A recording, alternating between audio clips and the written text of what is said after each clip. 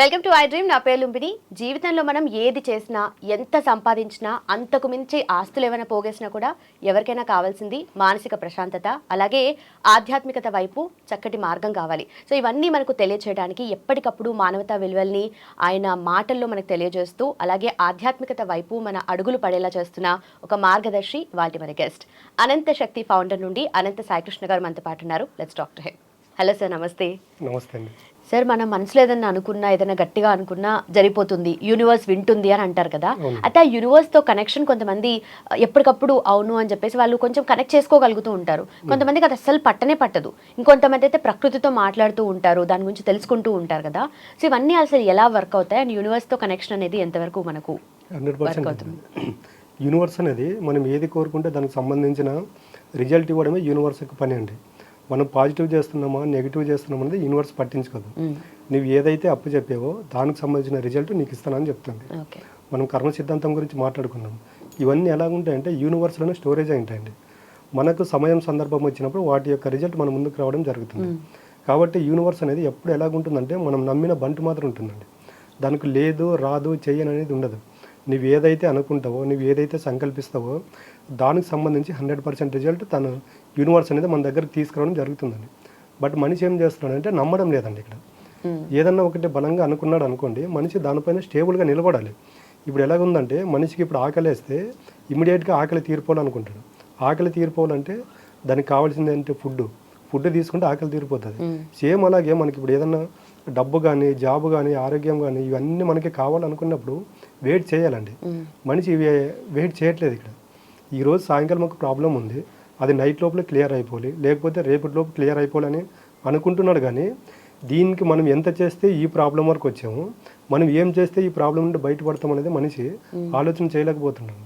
కాబట్టి యూనివర్స్ యొక్క సిద్ధాంతాన్ని తెలుసుకోలేకపోతున్నాడు. ఇప్పుడు 100 మందిలో 90 మంది సక్సెస్ అవుతున్నారు సార్. 100 మందిలో 10 మందే సక్సెస్ అవుతున్నారు. మిగతా 90 మంది ఎందుకు సక్సెస్ అవ్వట్లేదంటే వాళ్ళకి ఒక గోల్ ఉండదండి, ఒక యాంబిషన్ ఉండదు, ఒక లైఫ్ యొక్క విజన్ ఉండదు. కాబట్టి వాళ్ళందరూ ఫెయిల్యూర్ అవుతున్నారండి. ఓకే. సో అవన్నీ మనము ఇప్పుడు కనెక్ట్ చేసుకొని ప్రతిదీ మనం తెలుసుకోవాలి అంటే ఎలా చేయాలి? అండ్ యూనివర్స్కి ఇప్పుడు మనమే ఒక ఫేవరెట్ చైల్డ్ అవ్వాలి అంటే ఏం చేయాలి? ఇప్పుడు చూడండి, మీరు డబ్బు ఉన్న వాళ్ళ దగ్గర బాగా అబ్జర్వ్ చేయండి. వాళ్ళు డబ్బు పట్ల ఎప్పుడు కృతజ్ఞత భావంతో ఉంటారు. పొరపాటును కూడా డబ్బును తిట్టరు, డబ్బును దూషించరు. డబ్బు ఉన్న వాళ్ళ పట్ల కూడా నెగిటివ్గా ఉండరు. చూడండి, మనమే కొంతమంది దగ్గర డబ్బు లేని వాళ్ళని చూడండి, ఎప్పుడు డబ్బు ఉన్న వాళ్ళని తిడుతూ ఉంటారు, డబ్బును దూషిస్తూ ఉంటారు. ఇవన్నీ ఎలాగుంటాయంటే ప్రతి ఒక్కటి యూనివర్స్లో స్టోర్ అవుతూనే ఉంటాయి అన్నమాట. మన దగ్గరికి డబ్బు రాలేదంటే మనమే కారణం, మన దగ్గర హెల్త్ బాగలేదంటే మనమే కారణం, మన యొక్క రిలేషన్ బాగలేదంటే మనమే కారణం అండి. మనిషి ఎప్పుడు ఎలాగుంటాడంటే జీవితంలో పొందిన ప్రతిది ఏదైతే ఉందో దాన్ని పక్కన పెట్టేస్తాడు. మనిషికి ఏదైతే ఇబ్బంది బాధ ఇవి కలిగిస్తుంటాయో వాటిపైన ఎక్కువ ఫోకస్ పెడుతున్నాడు. మనిషి ఇప్పుడు జీవితంలో నాకు అనుకున్నట్టుగా రాలేదని అనుకుంటున్నాడు. కానీ మనము జన్మ తీసుకున్నప్పటి నుండి ఇప్పటి వరకు మనకు నెగిటివ్ కన్నా పాజిటివ్ ఎక్కువ జరిగింటాయండి. బట్ మనం ఏం చేస్తున్నామంటే పాజిటివ్ పక్కన పెట్టేసి నెగిటివ్ గురించి ఆలోచన చేస్తాం. నాకే జరుగుతుంది ఇదంతా, నాకే ఎందుకు జరుగుతుంది అనేది వస్తుంది ఒక స్టేట్ ఆఫ్ మైండ్. నాకే ఎందుకు జరుగుతుంది, నాకే ఎలాగుంది, అందరూ బాగున్నారు కదంటే ఒక పనిని మనం ఏదైతే పదే చేస్తామో అది సబ్ కాన్షియస్ మైండ్లో స్టోర్ అవుతుంది. సబ్ కాన్షియస్ మైండ్ యొక్క ముఖ్య ఉద్దేశం ఏంటంటే అది ఒక్కసారి అక్కడ స్టోర్ అయింది అనుకోండి, దానికి రిజల్ట్ ఇవ్వడమే దాని పని. కాబట్టి మనిషి ఎప్పటికైనా చూడండి, కొన్ని చోట్ల 10 మందిలో మనం మాట్లాడుతూ ఉన్నా మన బాడీ అక్కడ ఉంటుంది కానీ మైండ్ ఎటేటో తిరుగుతూ ఉంటుంది. అక్కడ ఏం చేస్తుందంటే మనిషి అన్కాన్షియస్లో ఉంటాడు. బట్ యూనివర్స్ ఏం చేస్తుందంటే నీ బాడీ ఎక్కడుంది, ఏం చేస్తుంది అనేది యూనివర్స్ పట్టించుకోదు. నీ యొక్క ఆలోచనలు ఎంత బలంగా ఉన్నాయి, ఎంత ఫ్రీక్వెన్సీతో నువ్వు ఆలోచన చేస్తున్నావు, దాన్ని రిసీవ్ చేసుకొని దానికి సంబంధించిన రిజల్ట్ ఇస్తుందండి. కాబట్టి మనిషి ఇప్పుడు చాలామంది ఎలాగున్నారంటే బాడీ ప్రజెంట్ మైండ్ ఆప్సెట్లో ఉంటారు. అంటే చేసే పనిపైన ధ్యాస ఉండదు. ఒక పని చేస్తూ ఉంటారు, బాడీ అక్కడ ఉంటుంది, మైండ్ మాత్రం అంత నెగిటివ్ చుట్టే తిరుగుతూ ఉంటుంది. అలాంటప్పుడు ఏం చేస్తుందంటే యద్భావం తద్భవం, నువ్వు ఏదైతే ఆలోచన చేస్తున్నావో దానికి సంబంధించిన రిజల్ట్ నేను ఇస్తానని యూనివర్స్ డైరెక్ట్ రిజల్ట్ని తీసుకొచ్చి మన ముందు పెట్టేస్తుంది. బట్ మనం ఏం చేస్తున్నామంటే ఈ కష్టం నాకు ఎందుకు వచ్చిందని ఆలోచన చేస్తాము, బాధపడతాము. ఈ కష్టం రావడానికి నీ పాస్ట్లో ఎటువంటి ఆలోచనలు చేసావని మనిషి ఒక్కసారి గుర్తు చేసుకున్నాడు అనుకోండి, పొరపాటును కూడా నెగిటివ్ ఆలోచనలు చేయడం. అయితే మరి కొంతమంది ఇలాంటి ఆలోచనలు ఉండవు, అసలు వాళ్ళకి పట్టనే పట్టదు యూనివర్స్, ఇలాంటి పెద్ద పెద్ద స్పిరిచువల్ దాన్ని పట్టించుకోరు. కానీ వాళ్ళ మార్గంలో వాళ్ళు వెళ్తుంటారు, ఏది నిజాయితీ ఏది వాళ్ళ విలువలు అనేది ఎఫెక్ట్ కాకుండా వెళ్ళిపోతూ ఉంటారు. మరి అలాంటి వాళ్ళకి ఏంటి? అంటే మీరే చెప్తున్నారు కదా ఇవన్నీ పట్టించుకోరు. వాళ్ళ దారిలో వాళ్ళు వెళ్తుంటారని. అంటే వాళ్ళు చూసే ప్రతి దాన్ని సాక్షిభూతంగా చూడగలుగుతారు అనమాట. యూనివర్స్కి కావాల్సింది అదేనండి. నీకు ఏ దేవుడు కూడా నన్ను పూజించండి అని చెప్పలేదండి. నన్ను పూజిస్తే మీకు వరాలు ఇస్తానని ఏ దేవుడు చెప్పలేదు, పూజించమని కూడా చెప్పలేదు. నేను ధర్మం ఏదైతే చెప్పానో దాన్ని పాటించండి అని చెప్పాడు. ఇప్పుడు మీరు ఏదైతే అడిగారు చూడండి, ఇలాంటి వ్యక్తులు ఆ ధర్మాన్ని పాటిస్తుంటారు కాబట్టి వాళ్ళకి అంత సక్సెస్గానే ఉంటారండి. సో మీరు ఇందాక అన్నట్టుగా నార్మల్గా మనతో డబ్బు లేకున్నా మనమే బాధ్యులము, హెల్త్ బాగాలేకపోయినా మనమే బాధ్యులము, అలా అని చెప్పి ప్రతిదానికి మనము సెల్ఫ్ బ్లేమ్ చేసుకోవడం ఎంతవరకు కరెక్ట్ అంటారు? కరెక్ట్ అండి. ఎప్పుడైతే మనము సెల్ఫ్ అనాలిసిస్ చేసుకుంటామో బయట చూసే విధానం మారిపోతుంది. ఇప్పుడు మనలో తప్పులు ఒప్పులు మనం తెలుసుకున్నాం అనుకోండి, బయట వేరే వాళ్ళని నిందించాము. ఇప్పుడు మనిషికి చూడండి, ఎప్పుడన్నా చిన్న ఏదో మనకి కళ్ళు సరిగా మంట ఉన్నా, తర్వాత మన బాడీ అనీజీగా ఉన్నా ఆ బాడీని తిడతాము, కళ్ళని తిడతాము, చేతులను తిడతాము, కాళ్ళను తిడుతూ ఉంటాము. బట్ మనం ఊపిరి తీసుకున్నప్పుడు, జన్మ తీసుకున్నప్పటి నుండి ఈ రోజు వరకు అవన్నీ సక్రమంగా పని చేస్తేనే మనం బయట పని చేసుకుంటున్నాము.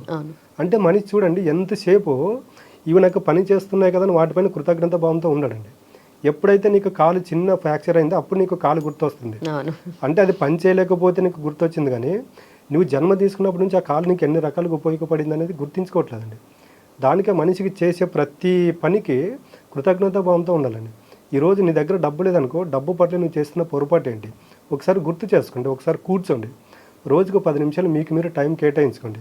నీకు అనారోగ్యం ఉంది, అనారోగ్యం ఎందుకు వచ్చింది, అనారోగ్యం ఎక్కువ ఎవరికి వస్తుందంటే వాళ్ళు ప్రతి దాన్ని వాళ్ళకి వాళ్ళు బ్లేమ్ చేసుకుంటూ ఉంటారు చూడండి, అలాంటి వాళ్ళకి అనారోగ్యాలు ఎక్కువ వస్తుంటాయి. తర్వాత రిలేషన్ గురించి ప్రాబ్లం ఉన్న వాళ్ళని మీరు బాగా అబ్జర్వ్ చేస్తే ప్రతి ఒక్క దాంట్లో ఇంటర్వ్యూలు అవుతుంటారండి వాళ్ళు. ఇప్పుడు అర్థం అవుతుంది, ఈ విధంగా అన్నీ జరుగుతూ ఉంటాయండి. కాబట్టి మనిషి ఎప్పుడైతే తను చేస్తున్న తప్పులు తనకు తాను తెలుసుకొని ఎప్పుడైతే ఈ క్షమాగుణము, కృతజ్ఞత భావం, ప్రేమతత్వంతో ఉంటాడో ఈ మనిషికి ఏవైతే 3 ప్రాబ్లం ఉన్నాయో చూడండి, ఆ 3 ప్రాబ్లంలో సరైన మార్గం అనేది దొరుకుతుందండి.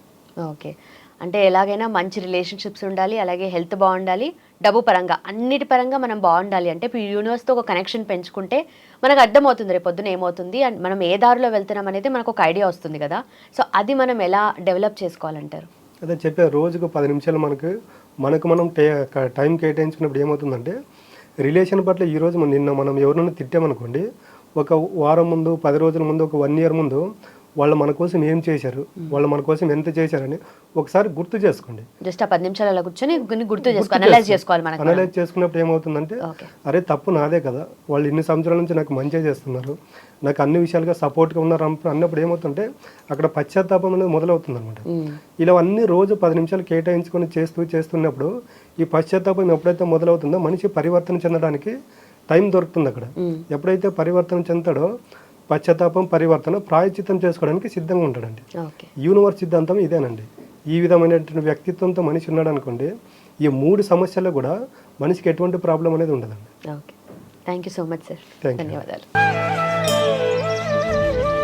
తవ్వండి, తవ్వుతూనే శివలింగం సరే దాన్ని అట్లా కప్పేసేయండి, చూపించదండి. కృష్ణ ఇస్ దేర్, మూర్తి పూజ కాదు, సాక్షాత్ బ్రజేంద్ర నందన భగవాన్ ఉన్నారు మూర్తిలో.